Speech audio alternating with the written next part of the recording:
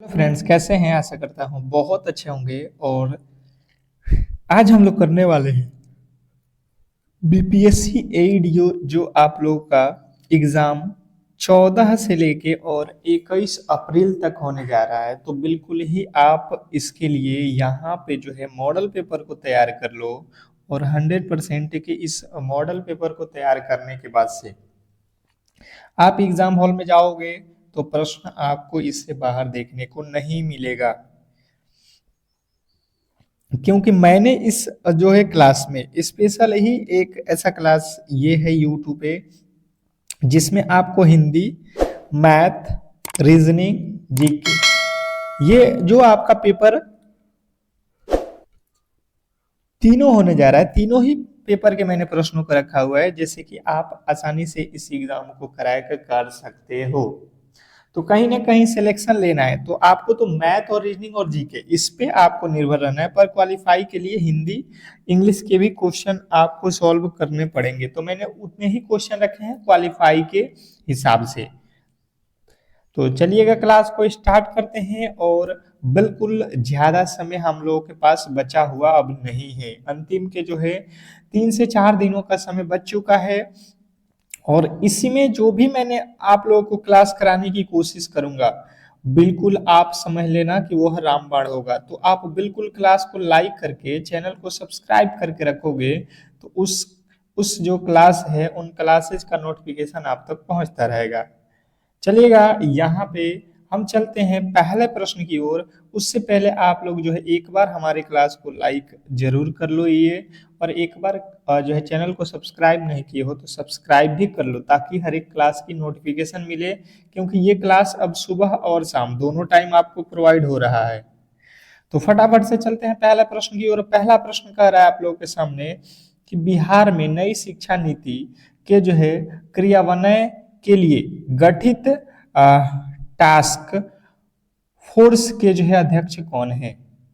बिहार में नई शिक्षा नीति 2020 के क्रियान्वयन के लिए गठित टास्क फोर्स के अध्यक्ष कौन है? क्वेश्चन नंबर पहला।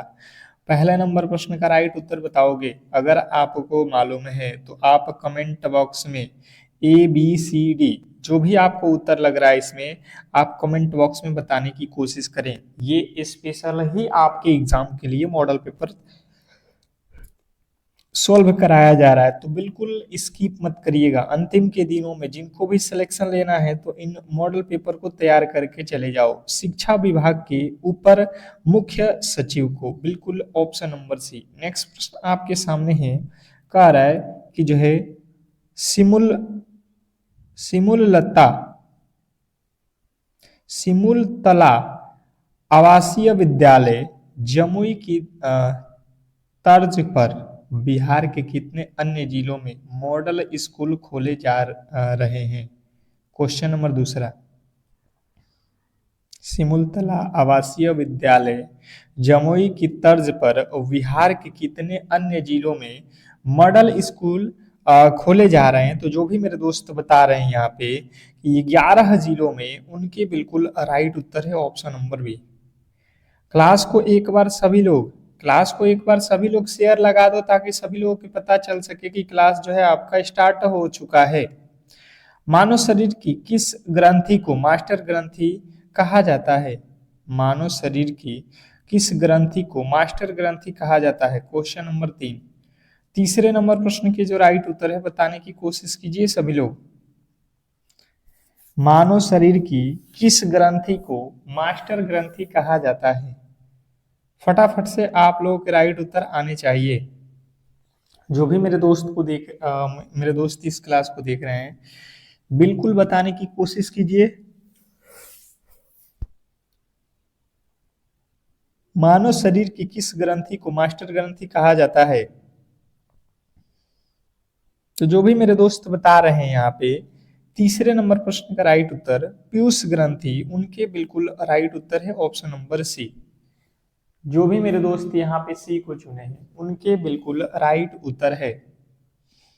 नेक्स्ट प्रश्न आपके सामने है, बिहार का कौन सा जिला 100% जो है डिजिटल बैंकिंग वाला राज्य का पहला जो है जिला बना है? बिहार का कौन सा जिला 100% डिजिटल बैंकिंग वाला जो है राज्य का पहला जिला बना है? Question number 4। चौथे नंबर प्रश्न के जो राइट उत्तर है बताने की कोशिश कीजिए सभी लोग।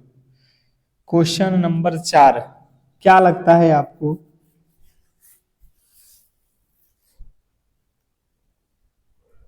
बताइएगा इस प्रश्न के राइट उत्तर। क्वेश्चन नंबर 4 जिन्होंने बताया है जहानाबाद, उनके बिल्कुल राइट उत्तर है option number B. Option number B जो भी मेरे दोस्त बता रहे हैं उनके बिल्कुल राइट उत्तर है। नेक्स्ट प्रश्न आपके सामने है, प्रकाश वर्ष किसका मात्रक है? प्रकाश वर्ष किसका मात्रक है? Question number 5। पांचवें नंबर प्रश्न के जो राइट उत्तर है बताने की कोशिश कीजिए सभी लोग।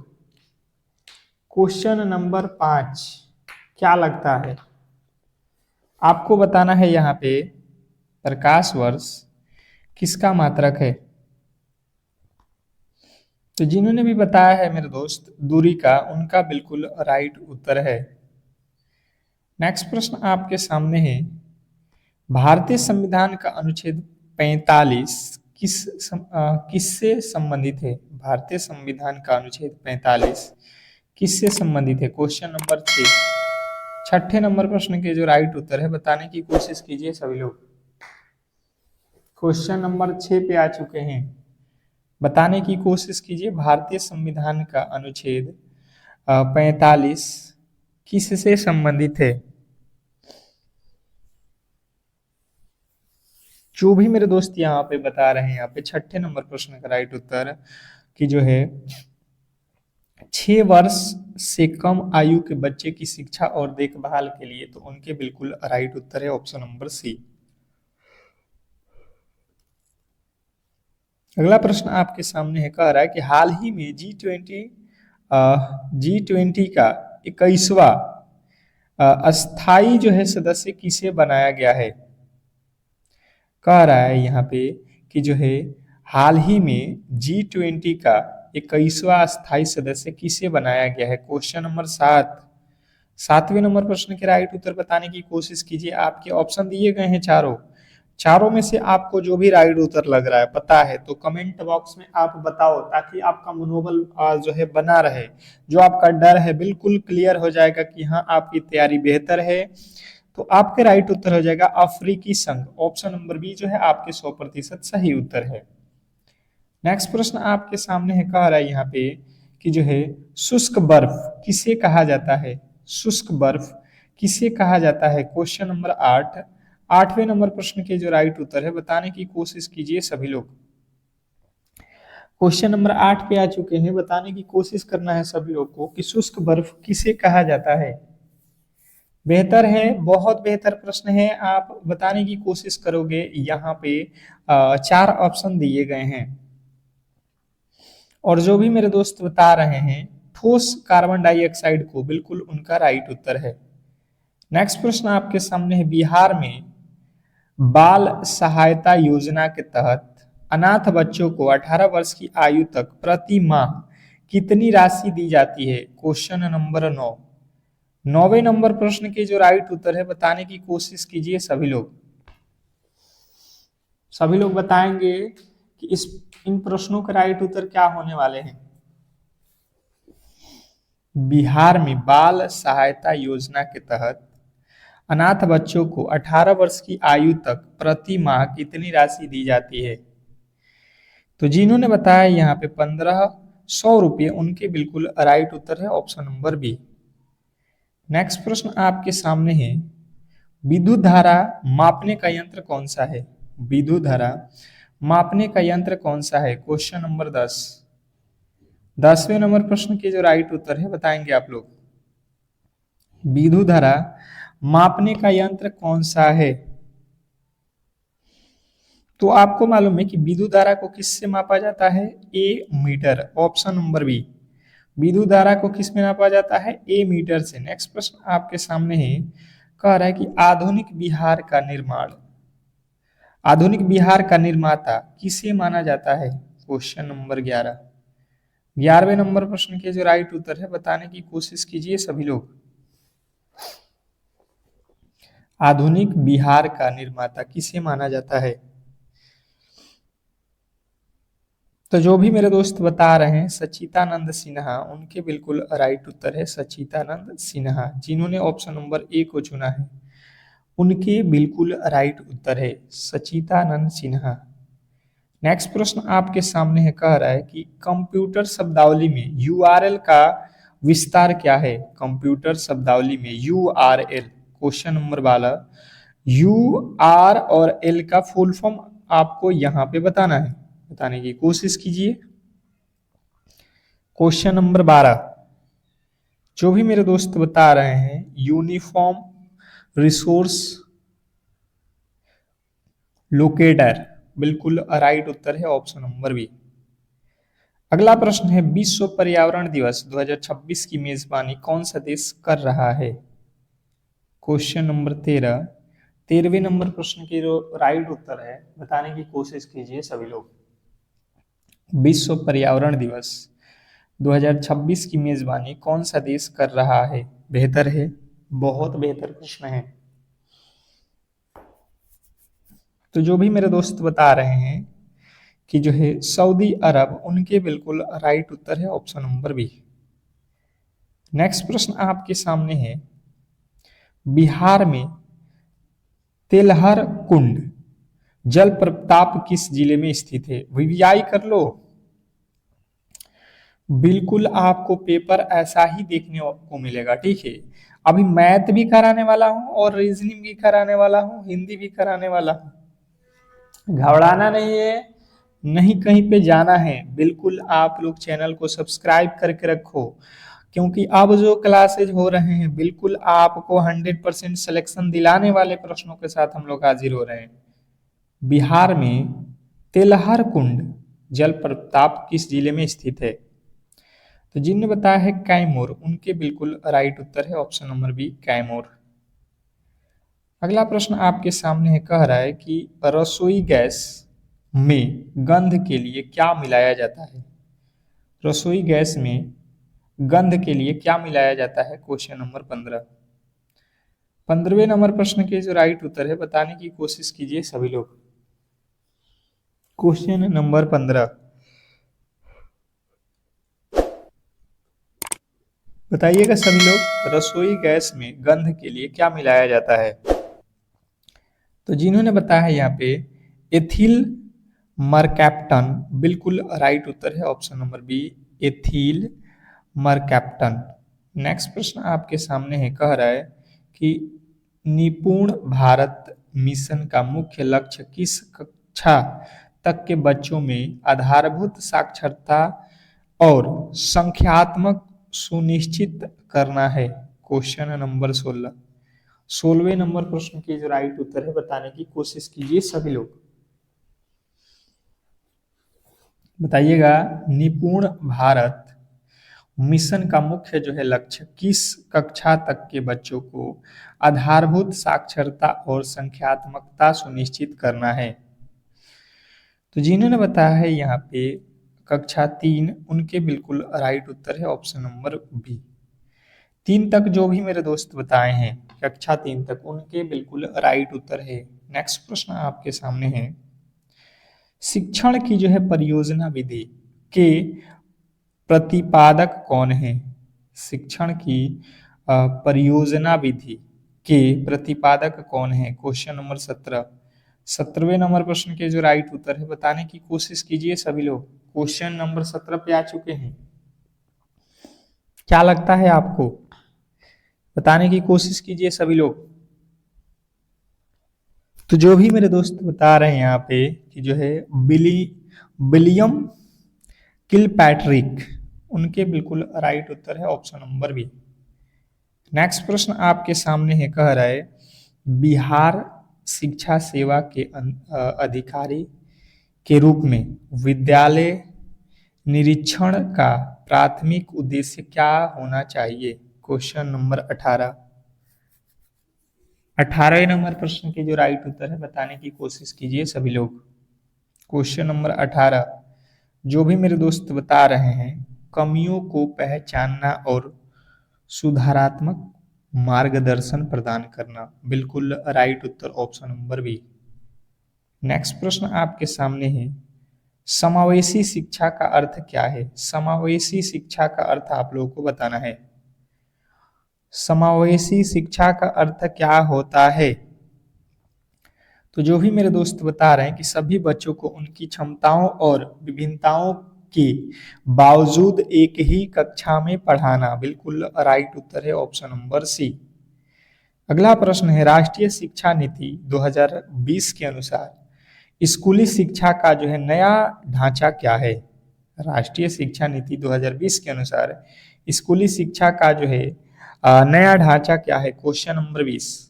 20वें नंबर प्रश्न के जो भी मेरे दोस्त यहाँ पे राइट उत्तर बता रहे हैं, 5 3 3 4, 5 3 3 4 बिल्कुल राइट उत्तर है। नेक्स्ट प्रश्न आपके सामने है, अगला प्रश्न आपके सामने कह रहा है कि यदि क्लॉक को जो है 44 लिखा जाता है तो टाइम को क्या लिखा जाएगा? वेरी वेरी इंपॉर्टेंट प्रश्न है। रीजनिंग यहाँ से स्टार्ट हो चुका है, बताने की कोशिश कीजिए सभी लोग। पहला रीजनिंग का प्रश्न है, क्या लगता है आपको इस प्रश्न के राइट उत्तर? जो भी मेरे दोस्त देख रहे हैं बताएंगे सभी लोग इस प्रश्न के राइट उत्तर क्या होने वाला है। प्रश्न बहुत बहुत इंपॉर्टेंट है। सबसे पहले आपको कोड पता होना चाहिए, सीधा और उल्टा दोनों ही तरीके से। यहाँ से सी का कोड होता है 3, एल का होता है 12, ओ का होता है 15, सी का होता है 3, के का होता है 11। सबको जोड़ लो यहाँ पे। यहाँ पे देखोगे तो कितना हो जाएगा? 12 3 15, 15 30, 30 और 11 41 और 3 44। बिल्कुल यहाँ पे प्लेस वैल्यू को रखकर जोड़ दिया गया है। हमने देखा कि यहाँ पे सारे अंकों के प्लेस वैल्यू रखकर यहाँ पे जोड़ा गया है।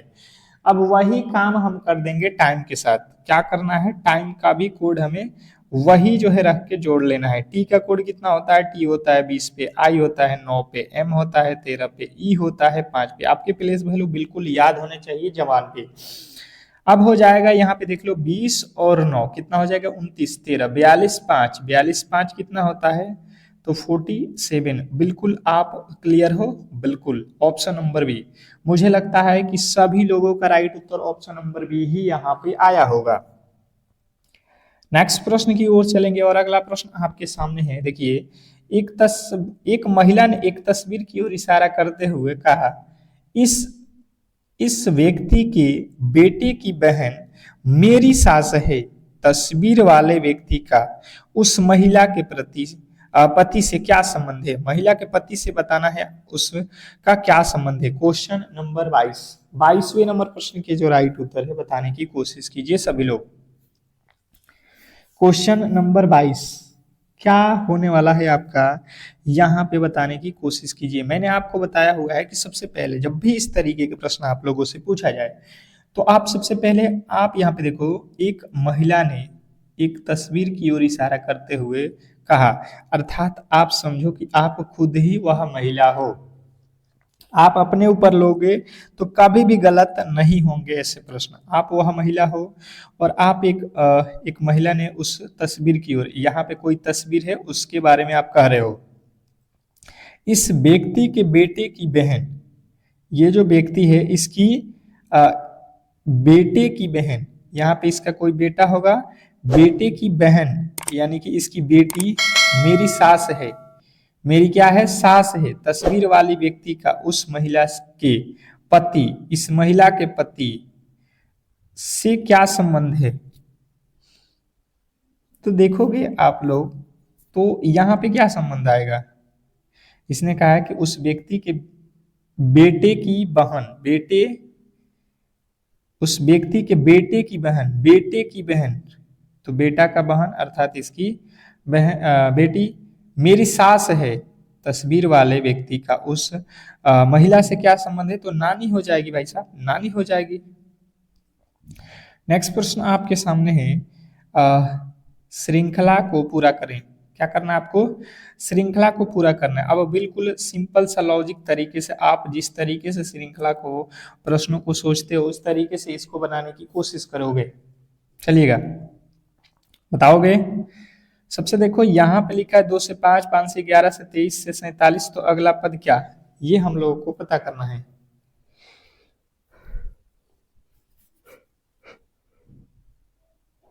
2 से 5 कब होगा, 2 दूना का 4 और 1 जोड़ देंगे तो 5। 5 से 11 कब होगा, 5 में 2 से गुणा करो, 5 दूना 10 और 1 जोड़ दो 11। 11 से 23 कब होगा, 11 में 2 से गुणा करो, 11 दूना 22 और 1 23। 23 में 2 से गुणा करो, 23 दूना 46 और 1 47। 47 में 2 से गुणा करो, 47 दूना 94 और 1 जोड़ोगे तो ये हो जाएगा 95। 95 जो है आपका बिल्कुल राइट उत्तर है, ऑप्शन नंबर बी। जिन्होंने बी को चुना है उनके बिल्कुल राइट उत्तर है। जो भी मेरे दोस्त यहाँ पे बी को चुने हैं उनके बिल्कुल राइट उत्तर है, इसमें कहीं पर भी गलती नहीं करना है। नेक्स्ट प्रश्न की ओर चलेंगे और अगला प्रश्न आपके सामने है। एक वृत्त का व्यास 14 सेमी है तो उसका क्षेत्रफल क्या होगा। एक वृत्त का व्यास 14 सेमी है तो उसका क्षेत्रफल क्या होगा। क्वेश्चन नंबर 24, 24वें नंबर प्रश्न के जो राइट उत्तर है बताने की कोशिश कीजिए सभी लोग। सभी लोग बताएंगे यहाँ पे, सभी लोग बताएंगे यहाँ पे कि क्या होने वाला है। फटाफट से बताने की कोशिश कीजिए सभी लोग। सबसे पहले यहां से आप क्या करोगे, त्रिज्या निकालोगे तो व्यास का क्या होता है, त्रिज्या आधा हो जाता है, तो यहां से काट दोगे तो हो जाएगा 7 सेमी। इसका क्षेत्रफल क्या होता है, वृत्त का क्षेत्रफल, आपको क्षेत्रमिति के फॉर्मूले याद होने चाहिए। पाई आर स्क्वायर, पाई का वैल्यू 22/7 गुणे आर का वैल्यू 7 गुणे 7, 7 से 7 काट दो, ये गुणा कर दो, 7 दूना 14 के 4, 7 दूना 14 1 15। आपके बिल्कुल राइट उत्तर ऑप्शन नंबर सी। नेक्स्ट प्रश्न आपके सामने है 15, 20 और 30 का चतुर्थ अनुपाती क्या होगा। बिल्कुल आपको फॉर्मूले नहीं याद है मैथ में, कहीं ना कहीं आप बिल्कुल फंसने वाले हो। तो मैं फिर से कह रहा हूं कि जो भी अंतिम के दिनों में हम क्लासेज करा रहे हैं आप उनको मिस मत करो, हर एक फॉर्मूले के साथ एकदम बेसिक से आपको बता रहे हैं। तो क्लास को लाइक शेयर जो भी मेरे दोस्त नहीं कर रहे हैं बिल्कुल कर लीजिए। चतुर्थ अनुपाती जो है निकालना है तो आपको मैंने बताया हुआ है कि देखिए यहाँ पे लिख लो 15 अनुपात 20 समानुपात यहाँ पे दिया है 30 और चौथा वाला यही वाला वैल्यू हमें पता करना है, चतुर्थ अनुपाती यानी कि चौथा वैल्यू। तो आप सिंपल तरीके से कर लो, यहां से पहला का गुणा लास्ट वाला से होता है तो 15 गुणे एक्स अर्थात 15x बराबर बीच वाला का गुणा कर लो, 3 दूना का 6, 600 हो जाएगा। अब यहां से काट दो, 15 के पहाड़ा में 15 चौका 60 अर्थात आ जाएगा हमारा वैल्यू 40। ऑप्शन नंबर बी जो है हमारा बिल्कुल क्लियर है, ऑप्शन नंबर बी, इसमें किसी तरीके के डाउट नहीं होना चाहिए। बहुत बेहतरीन प्रश्न था, आशा करता हूं कि आप ऐसे प्रश्नों में गलती नहीं करोगे। नेक्स्ट प्रश्न आपके सामने है, प्रति उपकार का सही संधि विच्छेद क्या होगा। प्रति उपकार, प्रति उपकार आधा त है, मैंने बताया है कि प्र और आधा त होता है तो प्रति होता है, यानी कि ये वाले तो दोनों गलत, ये वाले दोनों गलत। अब उसके बाद से क्या है, उ है तो उपकार, उपकार हो जाएगा। क्लियर है, बिल्कुल क्लियर है, अपकार थोड़ी ना होगा। नेक्स्ट प्रश्न कह रहा है कि मुख रूपी चांद कौन सा अलंकार है। मुख रूपी चांद में कौन सा अलंकार है, बताएंगे अलंकार इसमें कौन सा है। क्वेश्चन नंबर 27, 27वें नंबर प्रश्न का जो राइट उत्तर है आप लोग को बताना है, रूपक अलंकार है, ऑप्शन नंबर बी। जिन्होंने भी बी को चुना है उनके बिल्कुल राइट उत्तर है। नेक्स्ट प्रश्न आपके सामने है, जंगम शब्द का सटीक विलोम क्या है। जंगम शब्द का सटीक जो है विलोम क्या है, विलोम बताना है। क्वेश्चन नंबर 28 में विलोम पूछा गया है, बताने की कोशिश कीजिए सभी लोग। जंगम शब्द का सटीक विलोम क्या होने वाला है।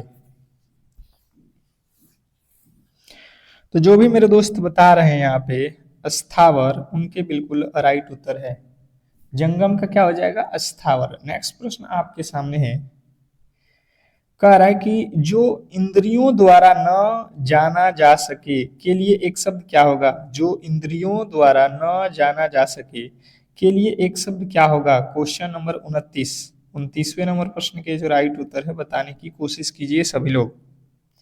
क्वेश्चन नंबर 29, जो इंद्रियों द्वारा न जाना जा सके उसको बोलते हैं अतीन्द्रिय। अतीन्द्रिय जो है बिल्कुल राइट उत्तर है, ऑप्शन नंबर बी। जिन्होंने भी बी को चुना है उनके बिल्कुल राइट उत्तर हैं, जो भी मेरे दोस्त बी को चुन रहे हैं। नेक्स्ट प्रश्न आपके सामने है, शुद्ध वर्तनी का चयन करें। शुद्ध वर्तनी का चयन करें, क्वेश्चन नंबर 30। 30वें नंबर प्रश्न का राइट उत्तर बताने की कोशिश करेंगे। शुद्ध वर्तनी का चयन करना है, क्वेश्चन नंबर 30। 30वें नंबर प्रश्न के राइट उत्तर जो भी मेरे दोस्त बता रहे हैं आशीर्वाद, उनके बिल्कुल राइट उत्तर है ऑप्शन नंबर बी। जिन्होंने भी बी को चुना उनका बिल्कुल राइट उत्तर था। नेक्स्ट प्रश्न आपके सामने है, बिहार आर्थिक सर्वेक्षण 2024-25 के अनुसार बिहार की अर्थव्यवस्था में तृतीय क्षेत्र का योगदान लगभग कितना है, बताइएगा।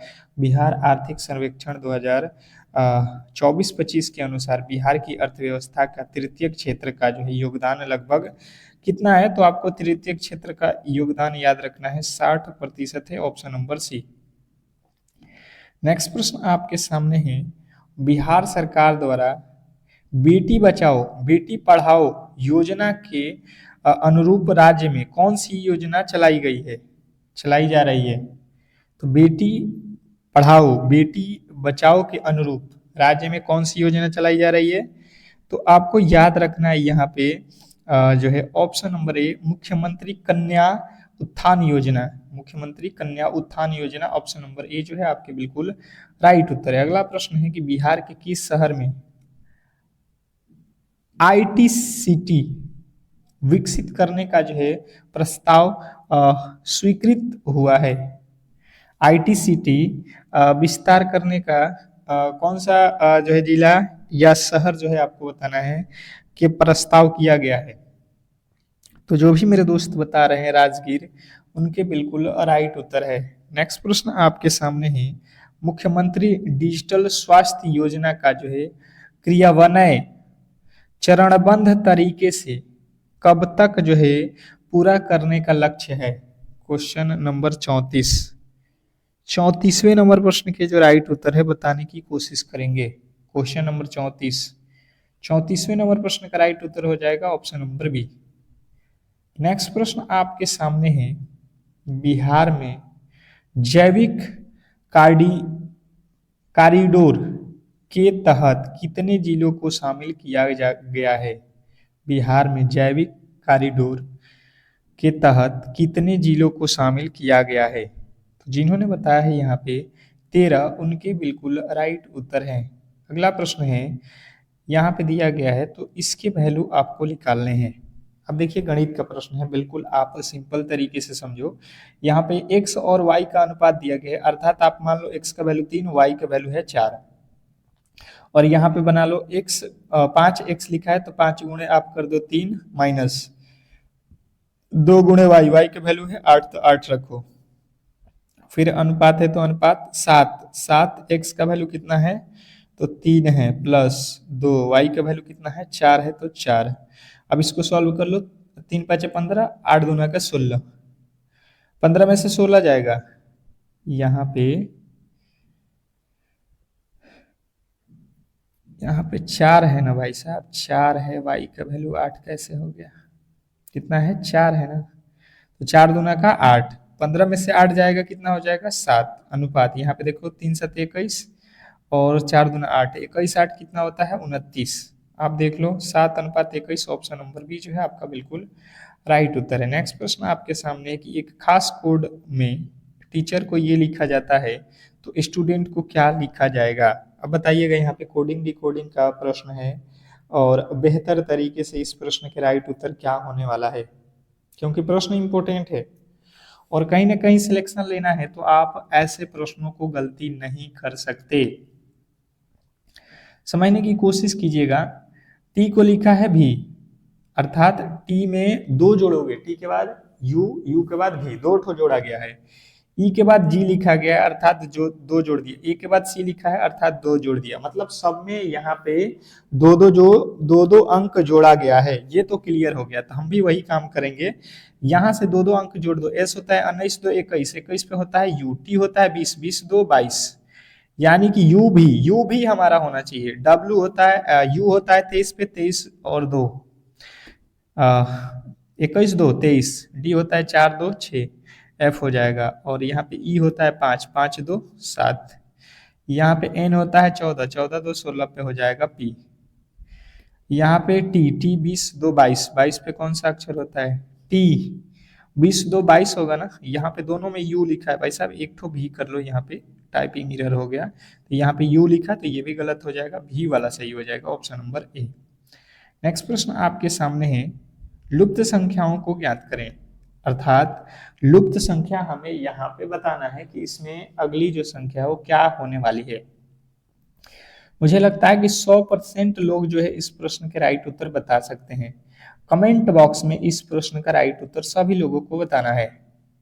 यहाँ पे अगला पद क्या होने वाला है, सभी लोगों को कमेंट बॉक्स में बताना है। अगला प्रश्न है कि 10 मीटर ऊंचे एक खंभे पर एक लठैत एक दिन में 3 मीटर चढ़ता है और 2 मीटर फिसल जाता है। यह जो है वह शिखर पर कितने दिनों में पहुंचेगा, ये हम लोगों से पूछा गया है कि वह शिखर पे कितने समय में पहुंचने वाला है। तो देखिए सबसे पहले आप देखोगे कि 10 मीटर उसको चढ़ना है, और जबकि एक दिन में 3 मीटर चढ़ता है और 2 मीटर फिसल जाता है।